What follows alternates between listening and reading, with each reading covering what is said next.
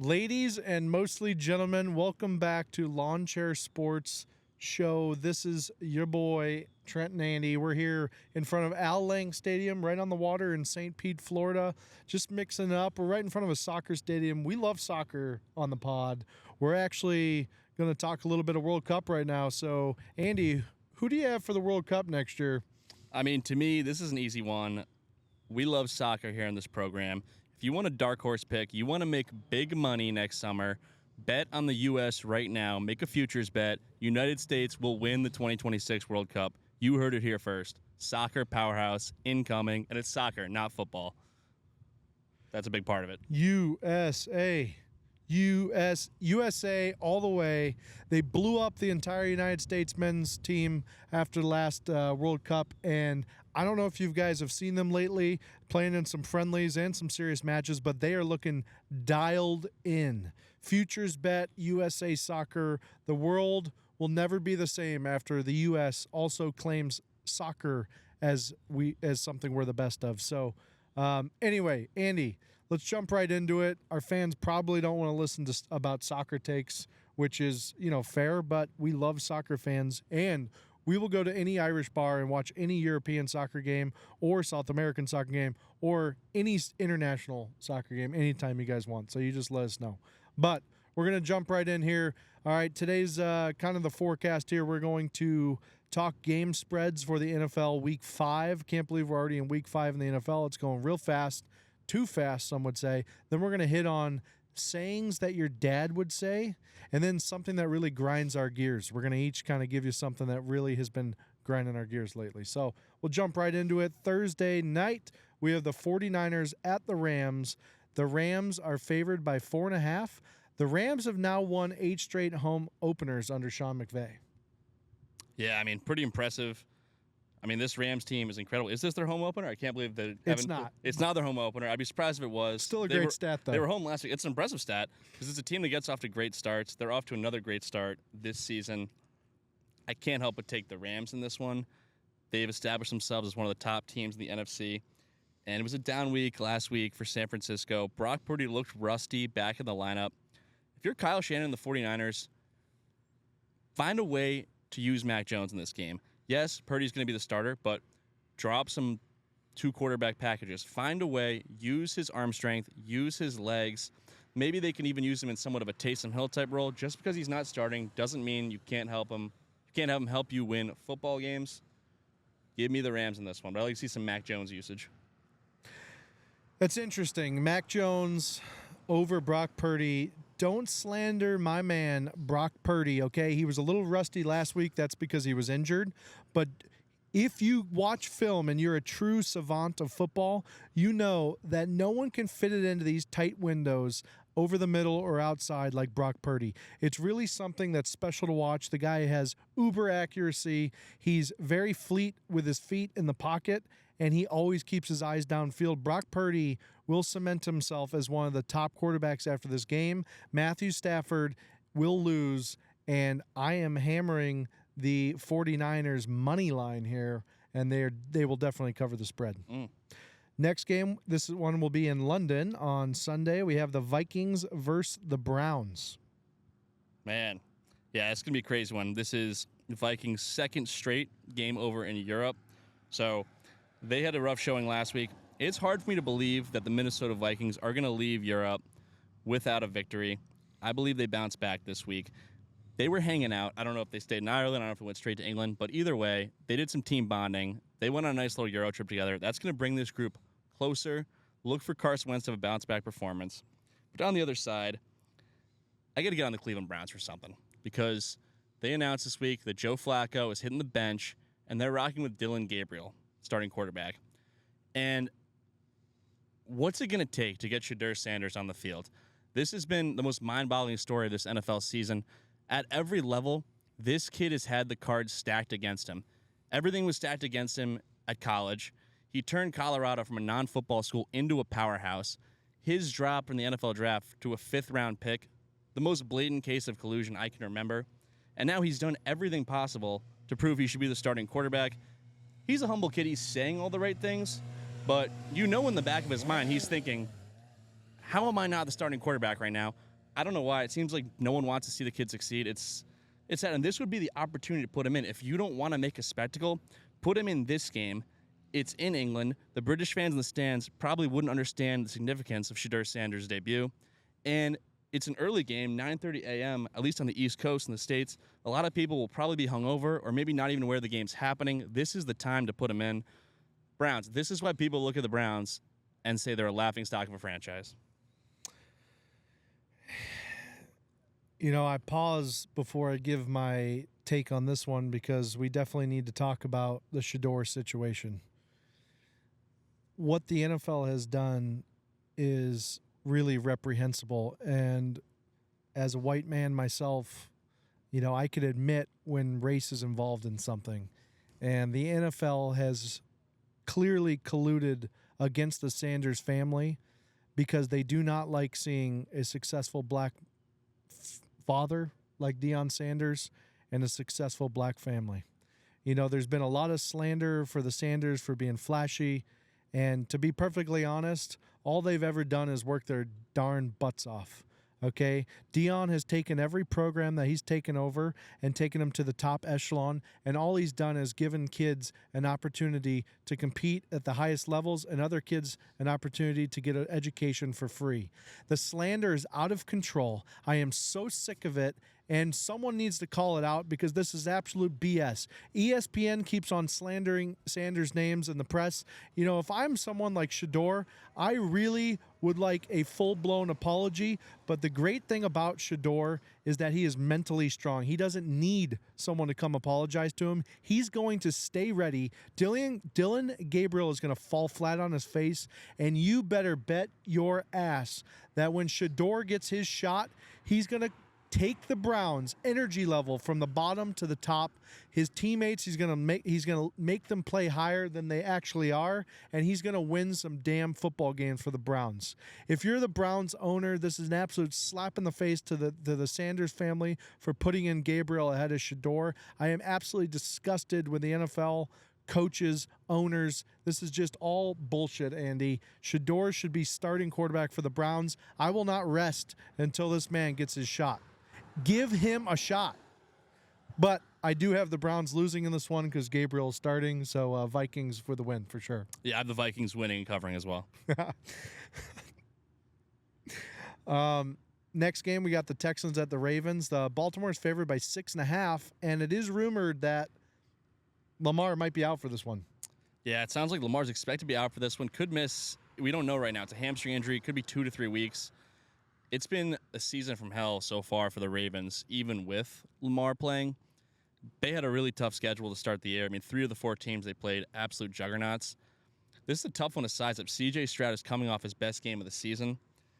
Cooper Rush is the backup in Baltimore. You can do a lot worse than Cooper Rush, the backup. We saw him fill in Dallas. He's pretty legit. But this team is just broken. The defense is terrible. And you wonder, it could go any number of ways.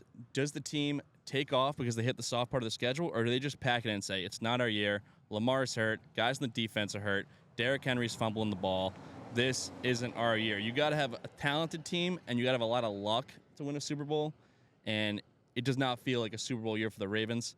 Give me the Texans doing it on the road. I got Houston. Interesting take.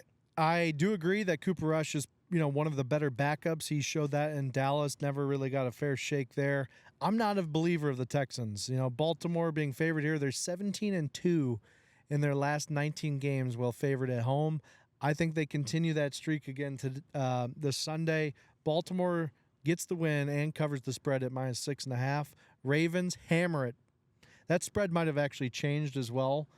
This was, it's Wednesday, so that spread might change if Lamar is actually confirmed out. So just want that to be known out there. Next game, we have the Dolphins at the Panthers. Miami is favored at 1.5. Miami is 11-3 in their last 14 road games against the spread. Yeah, I mean, the Dolphins getting their first win of the season, kind of a bittersweet night on Monday night because you had Tua play his best game by far, but a big loss. Tyreek Hill going down, gruesome knee injury. He's going to be out presumably for the rest of the season. hard to imagine the guy will ever be the same. He's so reliant on his explosive athleticism. It's just, football is a brutal game. These injuries happen. You hate to see it happen to such a good guy. And after the game, Tua, I got on Tua a lot for kind of some of the things he said in the press. I might have had this guy size the ball wrong. He might actually just be hilarious, unintentionally. Loved his post-game presser. He said, all glory to God. He's keeping us safe. Mostly because then he remembered that his teammate's leg basically exploded and was pointing in the wrong direction. I mean, he's just had some absolute banger quotes over the years, particularly about Tyreek Hill. At one point, they did kind of a Dolphins social media production where they asked the players, who's the last player on the team you'd let babysit your kids? With no hesitation, you just said, Tyreek Hill. I think I had this guy all wrong. He's hilarious. I'm all in on Tua right now, but I'm taking the Dolphins in this one because after watching Bryce Young last week, Bryce Young makes Tua look like a quarterback who's worth $51 million. Bryce Young wishes he could someday be the player that Tua, I'm not even going to try to say his last name is. Tungavaloa. Very, very well said. I like Dolphins in this one. I mean, this Panthers team is terrible, but do we see Xavier Legette have a big game this week? I know you predicted big games from the last couple weeks. He has not played. He's listed as questionable now. Is this the week he goes off and plays a snap at the very least? It'd be interesting to see if Legette gets in there because, I really bet the farm on him the last couple of weeks. But Dolphins at Panthers -1.5. I think Vegas is clearly underrating the Dolphins' talent. Listen, I know they're a dog shit team. I'm not a fan of the Dolphins, but 1.5 is a very low spread. And the Panthers just utterly suck. So I think if you want like a sneaky good bet this week, Dolphins at -1.5 might be it. I'm probably going to bet that this week because I'm out of the state of Florida and I won't have to use the Hard Rock app. So I'm going to use a different app because I'm banned from the Hard Rock app. So I will use a different one. But I would go Dolphins here for sure. And, Tua, man, wow. What a guy. His quote, freaking hilarious. I feel very bad for Tyreek Hill. The guy couldn't be more of a bum. I'm not a fan of him in life. I'm not a fan of him in football. He was complaining when he played and won 2 straight Super Bowls with the Chiefs, and then he got out there as quick as he could. Biggest mistake he ever did was leave the Chiefs, and unfortunately, karma is something you just can't escape, my man. So, tough to see. As a human, it sucks, but as him being that human, it doesn't really suck. Yeah, you don't want to see anyone's leg kind of bent like that, but if it has to be anyone, the guy who allegedly broke a 3-year-old's arm, that's probably the right guy to have it happen to. Agreed. And allegedly. Allegedly, yes. Next game, we have the Raiders at the Colts. Indianapolis favored 6.5 here. Colts are also 7-1 against the spread versus AFC West since 2018. Mr. Jones and me look into the future, okay? Because I'm looking in the near future, and I see Danny Dimes having a 4-touchdown, no-turnover performance. I mean, that game last week, they lost just because A.D. Mitchell made a boneheaded play as a receiver, fumbled the ball into the end zone. The coolest touchdown celebrations are on touchdowns that count. So let's stop celebrating at the 1-yard line. It was very stupid. He apologized to the team. But the Colts should be 4-0 right now. Danny Dimes is going to have another big-time performance and put himself right back in leading the MVP conversation. On the other side, I mean, the Raiders, it's hard to see Geno Smith play like this. It's weird. I feel like they're not trying to tank, but I think they might be accidentally tanking. Tom Brady he's never been a part of a bottom feeder team, so he tried to put together a middling group. He said, let's get a veteran quarterback, Geno Smith. Let's get Pete Carroll. He's a good coach. Who's a good offensive coordinator? What about Chip Kelly? Let's put him in there. That team looked pretty good, right? Wrong. This team is terrible. They can't do a damn thing. I mean, to me, this is a very easy pick. I like Danny Dimes and the Colts all day. Could not disagree more. You are counting out Geno Smith so early on in this season. The guy is a seasoned veteran, okay? You're counting him out like they did at the beginning of his career. This guy's going to resurge the rest of the year. Listen, he just got a new head coach. The new organization's kind of, getting that new smell off their clothes, all right? Geno Smith is going to walk into this weekend and show Danny Dimes who's boss. Pete Carroll is going to whip up one of the best game plans of the week, and Ashton Genty is going to be an absolute baller. Colts, the steam is gone. The MVP season of Jones is gone. Okay, Geno Smith and the boys take care of business this week. I have Geno clearly covering the spread here, okay? Next game, we got the Giants at the Saints. Giants are favored, which is hilarious, by 1.5. The Saints have hit their under in 12 of their last 15 home games, so that might be a sneaky bet for you guys. I'll take the first crack at this one. Jackson Dart has lit the energy under all the asses on the Giants, okay? Jackson Dart, yes. Is his eye black annoying? Sure. Is he a little bit cocky? Yes. Are his glasses weird during the press conference? They are. Does anyone actually like him? They don't. Does Brian Dable have a man crush on him? He does. But that doesn't matter. The guy can run really well. He's not going to throw and make these unbelievable throws, but he's a baller. He's a player. He's a gamer, and his teammates like him. I have the Giants covering the spread.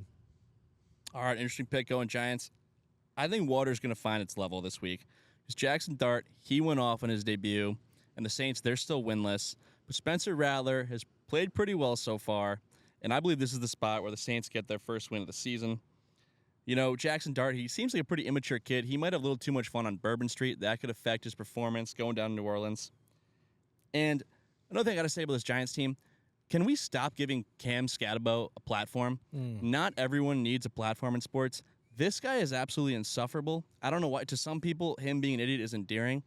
He is just, this guy, you don't want this guy on your screen. He's a complete dumbass. He's a mediocre player for a mediocre team, and he is what the rest of the world thinks the United States of America is. Stop giving this guy a platform. It's embarrassing, and I can't do the celebrations. Is he aware how bad his team is? I don't disagree with Scatterbo. I think, especially, man, I saw him after the game when he went up behind Jackson Dart while he was giving kind of like his interview, and he was clearly talking like he grew up in the hood or something. And honestly, it just seems very disingenuous. His whole his whole shtick about how he like bangs his head again. I'm over it. Okay, Scatterbo, get rid of it, buddy. You're not even that great of a running back. This is your high. Enjoy it because you're not going to be a starter for more than like 1-2 years in the league. Next game, we have the Cowboys at the Jets. Dallas is favored by 2.5, and they have covered 6 straight versus AFC opponents. Yeah, it's an interesting stat about Dallas always covering against the AFC. I've got this one ending in a tie. I believe Dallas gets their second tie of the season. Oh, I mean, the Jets so far, they've been too good to fall to 0-5, but I keep picking them to win, and it's not happening. That's why I landed at a tie. It's not as good as a win, but it's better than a loss. That's my logic. And Justin Fields, he had an electric touchdown run last week, 46 yards. It was exciting. That was the highlight of the night. You hope it's not the highlight of the season for the Jets. He also had a pretty bad fumble. This has tie written all over it to me.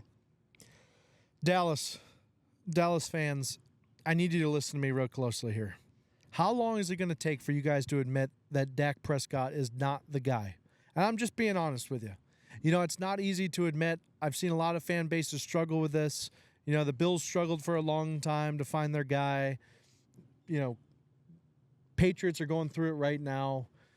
Jacksonville will not admit that Trevor Lawrence sucks yet. So I get it. It's not easy, and it always sucks to restart. But when is it going to be time? When is Jerry Jones going to realize that Dak Prescott wasn't worth half of the contract that he signed? At the end of the day, he owes it to the organization, and he owes it to you guys in Dallas and Fort Worth. Dak Prescott has to go. He absolutely needs to go. The guy is not a good quarterback. He is not playing well this year. Last week was a damn anomaly with them scoring 40 points. I don't want to hear it. He didn't win the game. And football's about winning. It's not about scoring, okay? So Dak, figure it out this week, and he's not going to. He's not going to figure it out. The Jets are going to get the upset here because my man, Justin Fields, is playing lights-out football. He is not the problem. He's got 5 touchdowns, no interceptions, a bunch of rushing yards, a bunch of rushing TDs. The guy's a stud. The Jets figure out a way to win here, and I have the Jets winning easily. I'm going to predict the score on this one, 21-10 as well. Next game, we have the Broncos, who seem to be a pretty boring team to watch, at the Eagles. Eagles are favored by 4.5. Seems like a little bit low of a spread for me on this one. I think you definitely should take the Eagles on this one. I think the Eagles are going to take care of business pretty easily here. I think the Broncos are one of those overrated AFC teams with a young quarterback that had one good flash in the pan, and Sean Payton just kind of has hype from him being good with the Saints. But I don't think this one's going to be tough for Philly to remain undefeated. I'm hammering Philly on this one. Yeah, it's hard for me to bet against Philly until further notice, especially at home. So I'm going to take Philly to win this one and cover. The Broncos' offense is a bit stagnant at times, but I'm going to disagree. I love what I'm seeing out of Bo Nix and Denver. And if you stack up, it's a full team game, but if you stack up these two quarterbacks, the gap between Bo Nix and Jalen Hurts is not that big. You drop Bo Nix into Jalen Hurts' situation in Philly, I don't think it would look all that different. That being said, even with a good defense, I've got the Eagles winning this one. Yeah, and I want to address something as well. Cam Newton, man, is obviously kind of out of his mind these days. His hair and his hat and his feathers and his suits or whatever the hell he wears. He kind of looks like a German who's about to go to Oktoberfest meets someone with extra large hats who also has dreadlocks. So it's a very weird look. I'm not sure I like it. And I don't like his takes. You know, he was caught arguing with a Philly fan this week and talking about how Jalen Hurts is pretty much a shit quarterback, which is so funny because Jalen Hurts has done something that Cam has never done, and that's consistently win games. Oh, yeah, Cam, and also a Super Bowl. So I really don't want to hear from you, Cam. You need to shut your mouth because you don't know what you're talking about. And honestly, Tua Tagovailoa needs to keep taking shots at you. Yeah, I mean, I think in that case, it's pretty obvious where it's coming from if you're Cam Newton. His entire career, beyond Greg Olsen, he never had a reliable receiving target. So he has longed to have the targets that Jalen Hurts or even Tua are working with right now. So you can kind of tell NFL players' angles when they get into the media post-career. You can trace back the takes they have to, what didn't go right in their career. So Cam feels like, hey, I could be Jalen Hurts. I could be Jalen Hurts and then some. But lay off our guy, Jalen. He's a good guy. He's a winner. And he's got a lot of admirable traits. It's a really good point that you bring up the players' perspectives and how that affects their takes in the media. That's what me and Andy offer you guys. That's unbiased takes, okay? We've been seeing it in the comments a lot that who are these two guys in two lawn chairs talking sports and why should we listen to them? We're not saying you should, but what we can give you is unfiltered, unbiased opinions, and we just speak the truth. That's just what it comes out to. So yeah, you need to stop listening. And since when do people want to just listen to ex-athletes? I mean, these pro athletes aren't like the smartest people on earth. So I don't know if analysis and pro athlete should ever be really said in the same sentence. So I'm just going to leave that one there. Next game on the slate, we have the Titans at the Cardinals. Arizona is favored by 9.5. Arizona has covered just one of their last 8 as a favorite, 7+ points. And I don't think they changed that stat here. I think Cam Ward, after calling his team out in front of the podium, I think the Titans come out and they're hungry, man. They're absolutely hungry, and Cam Ward figures it out. Cam Ward throws for over 200 yards, 4 TDs, 1 rushing. It's an absolute slobber fest in Arizona. Yeah, this is a pretty big spread. I would definitely expect the Cardinals to win this one, but I don't know about 9.5. So I'll take the Cardinals winning, but give me the Titans with the points. I mean, do we have any Cardinals or Titans fans who listen to this program? If you do, comment below, let us know. But I don't know, I feel like I've got a lot on my plate right now, and if I could just kind of avoid talking about these two teams, I feel like that would just give me a ton of time back in general. Just been bogged down lately, but yeah, it's the Cardinals. The Cardinals are the better team. The Titans' offense has been awful right now, and the Titans are a sneaky, horrible franchise because it's easy to forget this team was winning games just 4 or 5 years ago. With Mike Vrabel, they got to an AFC championship. They had the best record in the AFC in 2021, and they're where they are now because of unforced errors. I mean, it is impressive. They somehow turned Derrick Henry, A.J. Brown, and Mike Vrabel into Tony Pollard, Calvin Ridley, and something called Brian Callahan, who wants to fight the press in Tennessee. Tennessee, known hard-hitting media market, so I get the stress he's under. It's hard. They need to find a franchise quarterback. That can be the toughest piece. But everything else, everything around it, that completely unforced errors. I mean, this Titans franchise is a wreck. Couldn't agree more. Okay, next on the slate, we have the hometown Tampa Bay Buccaneers at the Seahawks. Seahawks are favored by 3. Seattle is 17-4 straight up versus the NFC South at home since 2005. I think they're going to be 17-5 because I think the Buccaneers are very hot right now. Get a tough loss last week against Philly, but Philly's probably one of the top 3 teams in the NFL. I think Baker has the boys ready to go.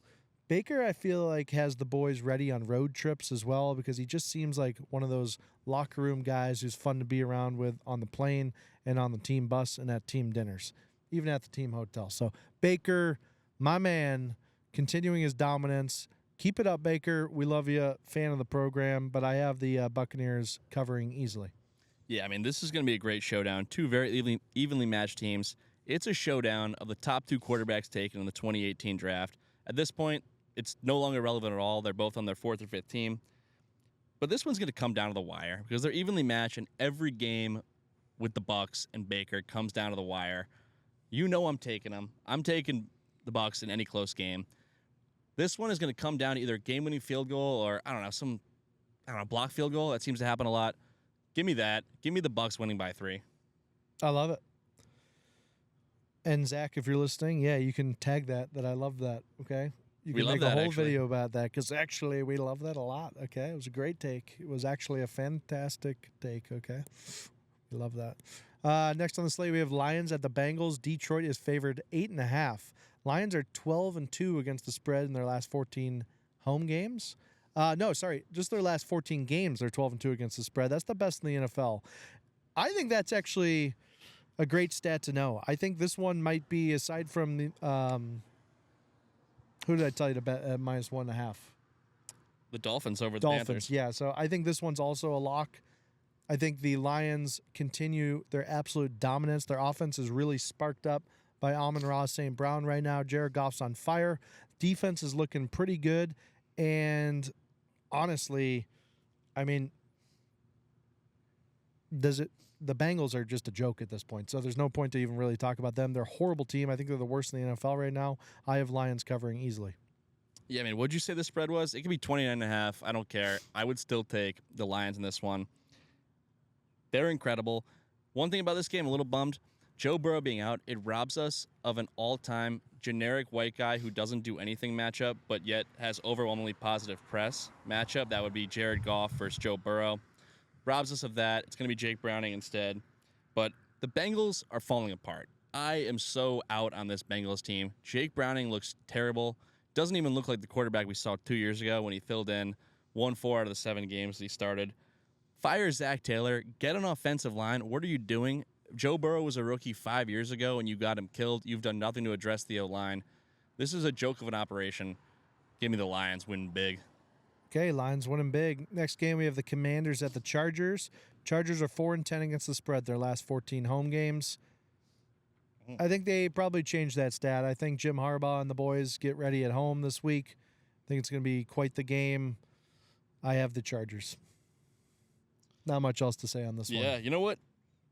Give me Washington because that stat about the spread is crazy. I don't care about the spread. I give me Washington straight up. Jaden Daniels, he's practicing again. I expect him to play. He's back in the fold. I don't know. I don't know what to think about Justin Herbert. This Chargers defense is legit. They're one of the top defenses in the league. Justin Herbert's coming off a stinker. You think he might want to get right at home, but give me Jaden motherfucking Daniels. Ooh. He's back. He might be back. I think he's back. I don't know. He's back. We're not sure. What if he didn't play after all this? Yeah. I've got him back. I've got him winning. They're going to pull it on. There is no home field advantage for the Chargers in L.A. Jaden Daniels, that's his house now. Okay, we have reached Andy and me's game of the week. Okay, we got a little rivalry going on. We have the Patriots at the Bills. Buffalo is favored by 8.5. The Bills have beaten the Patriots by 10 or more in 6 of the last 7 matchups. And they will continue to do it again because no one circles the wagons like the Buffalo Bills. I had to grow up and watch the Bills lose to Tom Brady for about 16 straight years. And I'm not joking. Go back and look at the stat line. I think the Bills beat him once, and that was, I believe, the home opener when Sam Adams returned a touchdown about 60 yards and they had oxygen on the sidelines. That was the only time I ever witnessed my Bills beat the Patriots. So really ruined my entire childhood, but I can now live in my 30s knowing that the Buffalo Bills and Josh Allen will continue their reign as the best team in the NFL and beating a no-name team where you can't even name 3 starters on them, the New England Patriots. If Vrabel is salivating over this matchup, and he shouldn't be because it's going to be a stain on his record, Josh Allen, McDermott, James Cook, and the boys walk in to an easy win. They're going to cover the spread. I would bet the Bills this game. Easy win for the Bills. Yeah, it's an interesting take. And yeah, Tom Brady career record versus the Bills, 30-3. So I think you mostly remember that correctly. What we're witnessing right now, it's happening in front of our eyes. Drake May is becoming a superstar. He's becoming the face of the league. Okay, Josh Allen right now, he's Josh Allen. But Drake May, he could become anything. He could even become Josh Allen. Just think about it. He's tall. He's a white guy. He's got a big arm. He likes to run. And in his second year, he makes some inexplicable decisions with the football. Sounds a lot like Josh Allen to me. These guys, they're going to be going at it for AFC East titles. I predict AFC titles for the next 15 years. The Pats are going to pull off this upset. Fans, they're going to be smashing tables in disbelief in Orchard Park. Patriots going to pull this one out 38-24. Revenge game for Stephon Diggs. He's back in Buffalo. 2 TDs for Diggs. I've noticed that pretty much every chance Josh Allen gets to talk about Diggs since he's left, loves to take shots at him. Basically, in his own way, likes to say, yeah, it's kind of easy not having some big baby diva receiver who keeps complaining about not getting the ball. I can just throw it to the open guy. Diggs has been listening. He's ready to go off. He's gonna make all the fans of Buffalo shove it. Give me the Pats. Guys, bookmark this one because this one's definitely our game of the week. Andy, should we on-air live make a bet on this one? We absolutely should. And this on-air live bet is brought to you by Hard Rock Bet. Okay. Okay? Because if you have any assets of value this NFL season, liquidate them and use the proceeds to make a same-game parlay only on Hard Rock Bet. It's exciting, and it's the fastest way to make big money this NFL season. What should our bet be? All right. Let's do what's the spread? Oh, no, there's no spread for a bet. It's you have no faith in your Patriots. I thought I was getting No, we're not giving points. This is a up? straight up game, man. It's your Patriots versus my Bills. All right, let's do it. What are we thinking for bet? Shoot, what are you thinking? I don't know. It's your idea. All right, let's do this. If the Bills win, Andy will have to hold up a sign in downtown St. Pete on a Friday that says something along the lines of, "I'm an idiot. The Patriots suck." Is that fair? Yeah, let's do it. So that's the bet if the Bills win. If New England wins, what should I do? Oh, I mean, I feel like it has to involve something like you wearing a Tom Brady jersey. Oh, I feel like you got to wear a Tom Brady jersey on the pod. I think Wow. you got to get yourself a Tom Brady jersey and wear it on the pod. Wow. Okay. All right. Deal. Let's Patriots do it. jersey, though. Patriots. No Buccaneer shit. Okay. Fair. All right. Fair enough. All right. We'll go into last game of the week. It's Monday night. It's Chiefs at Jaguars. Don't want to belabor this one too long. Kansas City's favored by 3. I have the Chiefs winning this one. I think the Chiefs have kind of figured out their way back. Andy Reid and the boys will be ready. They play well on national stage. Jaguars just not there yet. Chiefs hammer the spread. Yeah, it's crazy. The Jags are 3-1, and I was shocked when I saw that. I mean, Liam Cohen, he's fiery. No one thought that'd be the case from this guy, but it's hard for me to bet against the Chiefs now. They look like they're back to form.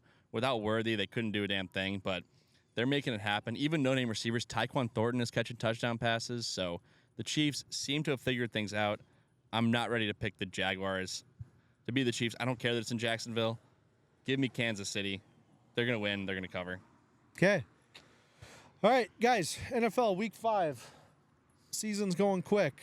Thanks for tuning in with us, okay? Now we're going to jump into a little fun segment here. These are sayings that your dad says, part 1. Okay, sayings that your dad says. These are classic sayings that you've heard your dad say, maybe at a barbecue, at a restaurant, wherever the case, okay? So I'm going to start us off. I have... Okay, so you're arriving to a party. There's about 10 people there, and then people start coming in. Your dad sees his friend. The friend's about the 14th person to come into the party, and your dad says, "Man, I guess they'll let anyone in here." Classic saying. That's a of good dad. one. Yeah. Man, I guess they'll let anyone in here. Oh, that's a good line. See, I thought you were going to go different. I thought you were going to go, now it's a party. Okay, that would be a good one too. I like that a lot. Yeah. I mean, they're just the funniest people on the planet, sometimes unintentionally. Yeah, one that my dad really likes. It's kind of like his go-to kind of just filler phrase when nothing's going on. When we're just hanging out at home, there's a silence, no one's saying anything. He'll just turn to you, look at you, and say, "Man, no place like home." No place like home. Sometimes he'll mix it up. He'll even say it when we're elsewhere. We'll be like, for example, it could be a family holiday where it's someone else's house, and he'll kind of just try to catch you off guard. Be like, no place like home. We're not home, but he's kind of saying, feels like home, or maybe a deeper meaning, I wish I were at home because there's no place like it. And Great dad line. You got to have someone to fill the silence, and, I mean, yeah. Good subtle sarcasm there. No place like it. Okay, when you're starving and you go to your dad, "Dad, I'm hungry." And he goes, "Hi, hungry, I'm Dad." Classic dad joke. Definitely a dad saying. Andy, what do you got next? Yeah, I mean, another one, I just feel like, in general, dads, they love talking weather. I mean, they love talking ball, but weather is just, that's how you get them going, particularly when it comes to heat versus humidity. I mean, you know, you're somewhere on the East Coast. We're down in Florida. I mean, this is the place for it. If I were to go back home and say, "Man, it is hot out," I mean, there's a good chance I'm here. No, it's not the heat. It's the humidity. It's not. They need to distinguish between heat and humidity. It's important. It does make a difference. Yeah, they'll also talk about like the feels like. Yeah, the feels like temp. You know, or another, if They're big on the hours of precipitation as well. that can be a big one. Yeah, you know, what time of day, kind of the UV is the strongest. You're most likely to get burnt. Okay, my dad, sorry to cut you off, Andy, but just reminded me of it. My dad is so dedicated to the weather on his phone to the point where we will literally be inside and he'll be like, "Oh, it's raining out." And you look outside and it's not raining and you say, "Well, Dad, it's not raining." And he goes, "Well, it says it's raining." And I mean, these guys are committed to their weather apps. The dads are committed to their weather apps. Yeah, I mean, who are we to kind of disagree with Apple weather? So It's so I funny. think he's onto something. Okay, this is back in the day. This was before TomTom. This was before GPS. This is OG back in the map days. People who are listening to the pod might not remember these days, but your dad takes a wrong turn, doesn't want to admit it. He says, "I am not lost. I am taking the scenic route." It's a classic line. Used to happen a lot. It usually would be the start of a fight between the dad and the mom. My dad and mom. So, classic line. You know, that's great. That reminds me of this. So it's not a line, but I have to sneak this one in because Okay. it's hilarious. It's something that my dad loves to do. You know, now we live in the age of everyone's got GPS on their phone. Whenever we go to any family event or whatever, you know, he's the dad. He's the driver, of course. He just wants to get out of the garage and start driving. We won't even have the navigation pulled up yet. It's somewhere we've never gone to before. We don't know where we're going. It could be north, south, east, west. He just starts driving. He's just heading east. And we'll say, "No, we don't know where we're going." He just doesn't care. I think in his mind, he associates kind of the car moving with you're getting close to the destination. He might be driving the opposite direction, but I mean, if you don't have the navigation pulled up right away, it doesn't matter. He's busting out of that garage, and I kind of respect it. No, I agree. You got to keep moving. We got to keep moving, man. But sorry, that's a little bit tangent. No, That's you're not good. that's not a line. Some double dip right here. Another one my dad loves to do. I joke about this with my mom all the time. Kind of when offered food options, like won't give a yes or no answer. But here's an example. If my mom will say, "Hey, what do you want for lunch? Would you like a turkey sandwich?" He'll say, yeah, I mean, if you've got it." That's his response. "If you've got it." Which my mom and I always joke about it. Why would he be offered something if we just don't have it? Right. So I always say one of these times we should just ask him if he wants something, and then just say, "We don't have that. That is not an option. You want a burger? No, we don't have it. Not an option." Hilarious response. They have their quirks, and that always gets a good laugh. No, that's a great one. Okay, my next one is. It's a good time, like when your dad is using like an old tool or starts driving in an old car, and he says, "Man, they just don't make them like they used to." Man, Ain't that the they truth? just don't make them like they used to. It's a classic dad line. No one else says it. I've never heard my mom say it, ever. Yeah, that's a valid point. It really does seem to be more of a dad thing, kind of harping on how quality has declined in a lot of consumer products over the years. I mean, they're damn right. They are absolutely onto something. And it's a really good point. It seems like women across the board seem completely just unconcerned with the fact that consumer quality has plummeted, especially in the United States. Is it possibly because women are so enthralled with the shopping itself that they actually prefer the quality to be less so the turnover of the products is higher so that they can shop more and not feel guilty because they can say, hey, fridge broke, need a new KitchenAid fridge. Have you seen the new KitchenAid fridge that makes sphere ice balls and crushed ice? Maybe we need to spend $8,000 on that. Anyway, just a theory, not sexist, just a theory. Yeah, you could be onto something there because in a lot of ways, I feel like a lot of guys kind of dread having to go shopping and buy something. It's just... Well, You that's might why have- Amazon exists. You might have one pair of pants for 20 years. Correct. Just because you don't want to have to go to the store and buy pants. So you can buy onto something there. Another one, I want to start saying this a lot more. I haven't heard in a while, but my dad used to always say this. He'd say, let's bust out of this popsicle stand. And it would be like, we're out having lunch somewhere. You know, we finish up, we get the bill, we're paid, ready to go. And he'd say, let's bust out of this popsicle stand. It's like when we're leaving basically anywhere, it's an old-timey saying. It's hilarious. It's never actually used at a popsicle stand. I want to bring it back. That's gonna be my new exit. And I mean, what a line. I don't think I've heard anyone say it other than my dad. I'm going to end it with a very generic one, but it has to be said. But Dad, my friend do it. Well, if your friend jumped off a bridge, would you? Listen, I know. It's an easy, low-hanging fruit, but this is the segment, guys, and we're doing the segment, so I had to say it. Andy, you got one more or no? I do not. That's a All perfect right, way to cap it off. We have capped it off. We have kneecapped it. That is enough things of what your dad has says. Andy, what else do we need to talk about?